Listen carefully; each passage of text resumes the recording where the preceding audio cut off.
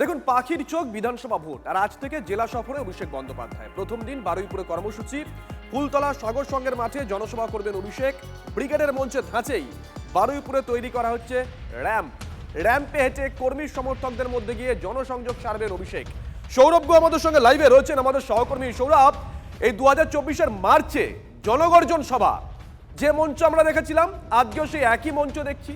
সেদিনকে আমরা দেখেছিলাম বাঙালি অস্মিতার শান দিয়েছিল তৃণমূল কংগ্রেস, আজকেও বাঙালি অস্মিতার শান দিচ্ছে তৃণমূল কংগ্রেস। স্লোগান সে কথাই বলছে। মানে 24-এ যে ফর্মুলায় অঙ্ক কষে সফল হয়েছিল, 26-এও কি একই ফর্মুলা প্রয়োগ করতে চলেছে তৃণমূল? সৌরভ, দেখো, 2021-এ বিধানসভা নির্বাচনের আগে তৃণমূল কংগ্রেস বাংলা অস্মিতার শান দিয়েছিল এবং স্লোগান তুলেছিল বাংলা নিজের মেয়েকে চায়। 2021-এর সেই তাৎপর্যপূর্ণ নির্বাচনে ভালো ফল করেছিল তৃণমূল কংগ্রেস। অনেক অঙ্ককে মিথ্যে প্রমাণ করে তারা জিতেছিলেন সেইবার।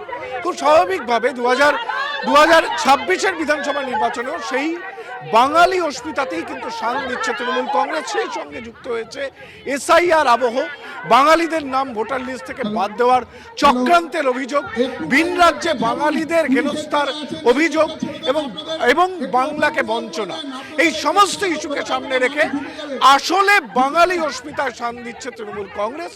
এবং 2 তারিখ আজকে থেকে কিন্তু 2রা জানুয়ারি সারা মার্চ ভোর কর্মসূচি শুরু হবে তৃণমূল কংগ্রেসের, যে কর্মসূচি নেতৃত্ব দেবেন অভিষেক বন্দ্যোপাধ্যায়। আমাদের সঙ্গে রয়েছেন অনেক মহিলারা। এই মহিলা ভোটাররা তৃণমূল কংগ্রেসের সম্পদ বলা যেতে পারে। নির্বাচনে তারা গুরুত্বপূর্ণ ভূমিকা পালন করেন। এই মুহূর্তে আমি কথা বলে নেব যে কি বার্তা শুনবার জন্য এসছেন অভিষেক বন্দ্যোপাধ্যায় আসছেন। দিদি, কি বার্তা শুনবার জন্য এসছেন? আমরা অভিষেক ব্যানার্জির বার্তা শোনার জন্যই আমরা এসেছি এখানে। সামনে তো নির্বাচন, হ্যাঁ, সেই নির্বাচনে কি প্রত্যাশা? নির্বাচনে আমরা আমাদের দিদিকে চাই। দিদি ছাড়া আমাদের এখানে কোনো আর বিকল্প রাস্তা নেই। ঠিক, 21-এর নির্বাচনে স্লোগান ছিল বাংলা নিজের মেয়েকে চায়। 26-এর নির্বাচনে আপনারা কি বলবেন? আবারও আমরা বাংলা নিজের মেয়েকে চাই। আমাদের বাংলায় আমরা আমাদের মুখ্যমন্ত্রী মমতা বন্দ্যোপাধ্যায়কে আবারও চতুর্থবারের জন্য চাই। কেন? উনি মানুষের পাশে আছেন। এই দীর্ঘ 15 বছরে যে উন্নয়ন করেছেন, প্রতিটা মানুষের ঘরে ঘরে চলে গেছে। গরিবের পাশে থাকে, তাই দিদিমণিকে চাই। সাধারণের পাশে থাকে একদম। বিরোধী দলরা বলছে আপনাদের দল দুর্নীতিগ্রস্ত, গোষ্ঠীদ্বন্দ্বে। ওদের চিটিংবাজি কথাবার্তা, বিজেপিতে জাতি হিংসা, হিন্দু মুসলমান দাঙ্গা বাঁধানো বিজেপির কাজ। কোনো প্রকল্প তো দেবে না, চিটিংবাজি করে এসে বাংলা ঢুকবে, হিন্দু বললা গন্ডগোল বাঁধাবে, মারামারি বাড়াবে। সৌরভ, সঙ্গে থাকো। এই মুহূর্তে সুজন চক্রবর্তী আমাদের সঙ্গে রয়েছে, সুজনদা শুভজিৎ রয়েছি। সুজনদা, 21-এ বাঙালি অস্মিতার শান দিয়েছিল তৃণমূল কংগ্রেস, পলিটিক্যাল ডিভিডেন্ড পেয়েছে। 24-ও বাঙালি অস্মিতার শান দেওয়া তৃণমূল কংগ্রেস, পলিটিক্যাল ডিভিডেন্ড পেয়েছে। 26-ও কার্যত একই ফর্মুলা প্রয়োগ করতে চলেছে তৃণমূল কংগ্রেস। অন্তত আজকের ছবিগুলো সেই কথাই বলছে।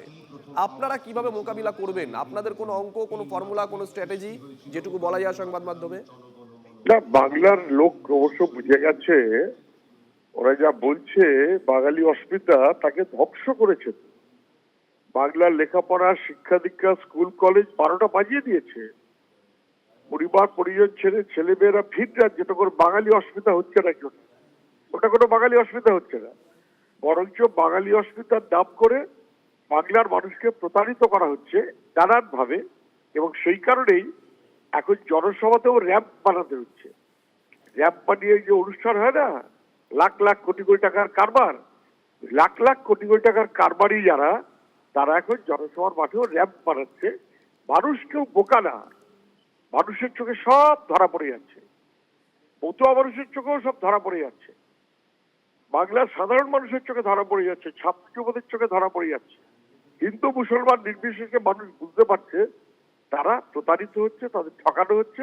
সেই কারণেই এখন জনসভায় র্যাম্প বানাতে হচ্ছে। খুব দুর্ভাগ্য বাংলা। ধন্যবাদ সুজনদা। এই মুহূর্তে আমাদের সঙ্গে রয়েছেন দেবজিৎ সরকার। দেবজিৎ বাবু, শুভজিৎ রয়েছি। দেবজিৎ বাবু, 21-এ স্লোগান ছিল বাংলা নিজের মেয়েকেই চায়, বাংলার গর্ব মমতা, 24-এর স্লোগান তৃণমূল কংগ্রেস তারা দিয়েছিল জনগণের গর্জন, বাংলা বিরোধীদের বিসর্জন।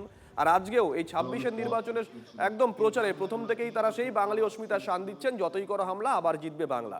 দুবার তো তারা বাঙালি অস্মিতার শান দিয়ে সফল হয়েছে, রেজাল্ট সে কথাই বলছে। এবারও একই ফর্মুলা, মোকাবিলা করবেন কিভাবে? আমরা এসবের প্রতিক্রিয়া দিতে আগ্রহ নই। বাংলার মানুষ, পশ্চিমবাংলার জনগণ শুধু অধীর আগ্রহে অপেক্ষা করছেন 26-এর ভোটের দিনটার জন্য, যেদিন তারা জিতবেন, তৃণমূলকে হারাবেন। যে যাই করুক না কেন, স্লোগান ইত্যাদি গান যাই হোক না কেন, বাংলার মানুষ হারবে না, তৃণমূল হারবে, বাংলার মানুষ জিতবে। ধন্যবাদ। নিশ্চয়ই মনে আছে আপনাদের 24-এর নির্বাচনের আগে মার্চ মাস তৃণমূল কংগ্রেস প্রার্থী তালিকা ঘোষণা করেছিল ব্রিগেডে র্যাম্পের ওপর হাঁটতে হাঁটতে জনগণের কাছে পৌঁছে গেছিল, পরিয়ামে দাঁড়িয়ে থেকে নয়। এটাই দলের তরফ থেকে মোটামুটি বোঝানো হয়েছিল গোটা বাংলাকে। নতুন ছবি দেখেছিল, কার্যত সেই ছবির রিপিট টেলিকাস্ট আজকে দেখতে চলেছে বাংলা আরো একবার, দ্বিতীয়বার। আবার জিতবে বাংলা, এই স্লোগানকে সামনে রেখেই 2026-এর লড়াই শুরু করলো তৃণমূল কংগ্রেস। এই স্লোগানকে সামনে রেখেই দক্ষিণ থেকে উত্তর, পূর্ব থেকে পশ্চিম বাংলার বিভিন্ন প্রান্তে ছুটে বেড়াবেন দলের second in command Abhishek Bandyopadhyay. খুব গুরুত্বপূর্ণ এই র্যাম্প। তৃণমূল কংগ্রেসের ইতিহাসে এই সভামঞ্চের র্যাম্প আমরা দেখেছিলাম 2024-এর লোকসভা নির্বাচনের আগে ব্রিগেডের ময়দানে, যে র্যাম্প থেকে মমতা বন্দ্যোপাধ্যায়, অভিষেক বন্দ্যোপাধ্যায় ঘোষণা করেছিলেন প্রার্থী তালিকার। সেই তেমনই একটি র্যাম্প। তবে এই র্যাম্পের একটা বিশেষ গুরুত্ব আছে। এই র্যাম্প অনেকটা ক্রস চিহ্নের মতো, অর্থাৎ সোজা যেমন যাওয়া যাচ্ছে, আবার ডান দিক বাঁ দিক তাও কিন্তু যাওয়া যাচ্ছে। খুব তাৎপর্যপূর্ণ এই র্যাম্প কেন করা হয়েছে, তার কারণ শুধুমাত্র সভার মঞ্চের ওপর থেকে কোনো বার্তা দেওয়া নয়, একেবারে মানুষের কাছে চলে যাওয়া। এই মুহূর্তে এখানে যে মানুষ থাকবেন, এই যে B3, সেখানে যারা আসবেন তাদের সঙ্গে কথা বলবেন, তাদের কাছে বার্তা পৌঁছে দেবেন অভিষেক বন্দ্যোপাধ্যায়। কাছ থেকে তাকে দেখতে পাবেন মানুষ, দূর থেকে নয়। এই দূরত্ব কমাতেই কিন্তু এই বিশেষ র্যাম্প, এবং এই র্যাম্প প্রতিটি সভামঞ্চে ব্যবহার করা হবে। আবার জিতবে বাংলা, এই তাৎপর্যপূর্ণ স্লোগানকে সামনে রেখে দক্ষিণ 24 পরগনায় তৃণমূল কংগ্রেসের গড়, তৃণমূল কংগ্রেসের ঘাঁটি দক্ষিণ 24 পরগনা থেকে 2026-এর লড়াই বা কর্মসূচি, বিশেষ কর্মসূচি শুরু করে দিলেন অভিষেক বন্দ্যোপাধ্যায়। ক্যামেরায় মাখন পাত্রের সঙ্গে সৌরভ গুহ, TV9 বাংলা, বারুইপুর, দক্ষিণ 24 পরগনা।